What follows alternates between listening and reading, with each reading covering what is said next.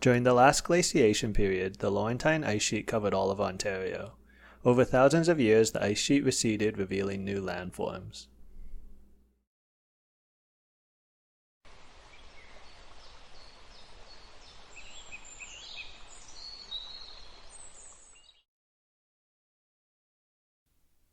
For thousands of years, the Carrying Place Trail existed between what is now Toronto and Lake Simcoe. This was a major route of a regional network with branch trails also along the Don and Rouge rivers. The Carrying Place Trail land portage connected Lake Ontario to Georgian Bay and was shorter than going around the Ontario Peninsula. It connected the East Coast with Central America on the prairies and in the Mississippi River Basin. From the mouth of the Humber River along the shore of Lake Ontario, travelers climbed to the top of a high, dry ridge to find the footpath that many had walked before them. The Carrying Place Trail followed the top of the dry ridge marking the former edge of Glacial Lake Iroquois. The dry, sandy plains overlooking the river valley were dotted with oak savannas, pine barrens, and tall grass prairies. The Carrying Place Trail followed the natural contours of the landscape, avoiding the low and wet valley lands and difficult water crossings. The trail then entered old-growth northern hardwood forests. Traveling northward, the forest path sloped steadily upwards towards the Oak Ridges Moraine, 230 meters above Lake Ontario and the drainage divide between Lake Ontario and Georgian Bay. The route took advantage of where the moraine narrows and descended on the other side into the Holland Marsh, a former embayment of glacial Lake Algonquin. On reaching the tributary of the Holland River, the Carrying Place Trail became a water route to Lake Simcoe.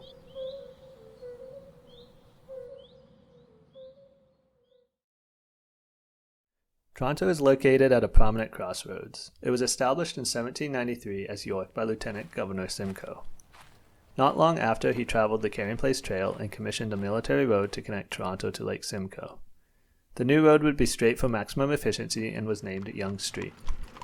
Construction began in 1795, rendering the Carrying Place Trail obsolete. In 1852, the Toronto-Simcoe and Huron Railway was built, and in 1952, Highway 400 opened. The Carrying Place Trail is gone, erased by relentless urban expansion. As Toronto grew, the land shriveled, fragmented into small islands scattered across an asphalt plain. The city became a mosaic of concrete boxes bound to the urban grid and disassociated with the contours of the land. Savannas were plowed over to become farm fields, and forests stripped to become building frames. To seek out the Carrying Place Trail is to find scattered monuments that dot the land but do not mark its original path. The city forgot where it began. In 1790, a trading post was established by John Rousseau at the mouth of the Humber River to facilitate trade with different First Nations. The trading post became the first Fort Toronto, but is now a Petro-Canada, encouraging urban sprawl. Not far up the river was a Haudenosaunee village called Deathagon. It was abandoned in the 1680s for unknown reasons. This land was developed in the early 1900s into an exclusive subdivision and the private Babby Point Club for tennis and lawn bowling. A short drive west of Newmarket is the Carrying Place Trail golf course. This artificial landscape is ringed by a 1.8-kilometer long residential street, also called the Carrying Place Trail, that is lined by neoclassical mansions. The neighborhood logo is of a man carrying a canoe, referencing a portage where canoes were not actually carried, but constructed at either end. The northern end of the trail was surveyed at the boundary of the Toronto Purchase, now Highway 9. Here the Holland Marsh was drained in 1925 to become farmland. All that remains of the trail is a monument in front of a warehouse. Across the road is a larger monument and rest area commemorating the construction of the 4-lane highway. Discovery is understanding or uncovering something for the first time. It is also refinding something that has been forgotten. Sustained development has erased cultural markers, leaving scattered remnants in a fragmented landscape. These fragments are an archipelago, artifacts and stories lost to an ocean of time. How can architecture reclaim urbanism, alter landforms, and reconstruct landscapes to uncover history and engage with the land? How do we respect what came before and make new connections between people, community, and place?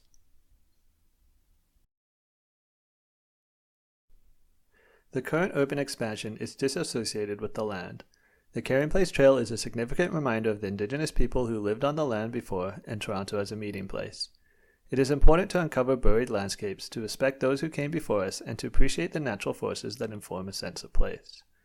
Shifting our perspective to recognize the land as essential to our well-being and livelihood provides the broad context to establish architecture as an extension of nature. The land fundamentally lets us experience living relationships and understand the world for a sense of being. I chose this project to learn about Ontario. I began my research by gathering knowledge in the library, walking on site visits, and conducting interviews. Through my research, I've had the opportunity to walk parts of the land and visit a lodge along the Humber River where a group of Indigenous people and allies are taking stewardship of the land by clearing away invasive plants and planting traditional medicines. They use the lodge as a gathering place to reconnect with the land and to educate youth on Indigenous culture. My design ideas emerged through a process of model making and experimenting with different materials. These designs were reflected against words that evoked existing or desired meaning, feelings, and atmospheres. Working with clay, sand, and soil literally and figuratively shaped the landscape. Through an analog process, I began to catalog different techniques that uncover the land, mark historic trajectories, and cultivate knowledge. The experience of discovery was critical to understanding the tactile terrain and molding a physical presence that afforded a sense of both the natural and the unnatural. I proposed stitching together existing recreational trails and building new pathways to recover the Carrying Place Trail. Along the trail, I identified 4 stations at significant moments of erasure where the land was disruptively cut and an urban mark superimposed. These stations are the first of many more opportunities to reference the trail in material composition and alter our way of experiencing the landscape. The land is the generator of ideas. 13,000 years ago, the mouth of the Humber River was the edge of a glacial moraine. Station 1 is where the prow of birch-bark canoes would have come ashore from Lake Ontario but is now a Petro-Canada gas station. A process of deconstruction fractures the concrete floorscape to expose the underlying soil. The concrete is crushed and combined with river stones to build gabion walls that mark directional vectors in the landscape.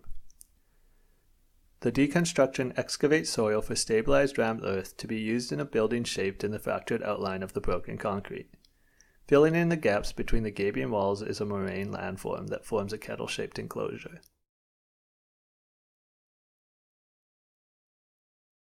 Reused sheet metal forms retaining walls that will eventually be overcome by vegetation. Opening the recycled steel door leads down into mysterious shadow to a world within a world in a sacred fire chamber. This is a place to gather, share stories, and connect to the metaphysical. The sacred fire is considered a doorway that opens to a spiritual realm that individuals can communicate through. It is used as a place to gather, to celebrate, for ceremony, and to connect with our ancestors. A reflecting pond informs a connection to the lake, and auxiliary chambers allow artifacts to return to the trail, with places to make and places to exhibit. Station 2 is a short distance along the trail in the Humber River Parklands where the Haudenosaunee village of Deathagon was erased at Babby Point. Building walls and brick foundations are split to open up an exclusive neighborhood to people of all nations. When I visited the area, it became apparent that the land was in poor health. Scattered trees with split trunks and overleaning branches indicated poor health and trees likely in decline. The manicured park and compacted grass field cleared of forest debris is starving the trees of essential nutrients and stunting growth mid-succession. To stimulate decomposition and trigger habitat recovery, a circular pit is dug and filled with wood debris. This pit serves as a fungi incubator for mycoforestry that uses mycelium to improve forest health. The mycelium is a network of fungi tracts that allow the trees to communicate with each other and steer the ecosystem on its evolutionary path, cycling nutrients through the food chain. The mycelium expands along and below decomposing wood-filled trenches that branch out to rejuvenate decaying tree strands. The network is intersected by reference lines as walls in the landscape that indicate vectors to other sites. A reinstated trail flows people across the trenches to see the mycoforestation process and pauses at an old logging weir where construction debris is used to gain access to the river's edge for watching the salmon jump in the fall. Station 3 is the Carrying Place Golf Course, an inappropriately named artificial landscape west of Newmarket on the edge of the Oak Ridges Moraine. Change takes place over generations. In the first generation, the golf course is left bare for a year. The next fall, the dead grass is burned, cleansing the earth and fertilizing the soil. The flat landscape is regraded by the community into farm fields separated by drumlin berms. Farming begins in the second generation. The land is divided into 4 fields. 3 fields are raked into mounds to grow the 3 sisters, corn, squash, and beans. 1 field is left fallow. During this time, the nature camp is set up where people of all nations can come together and learn about indigenous farming techniques. This opens opportunities for school and youth to learn about sustainable land management practices.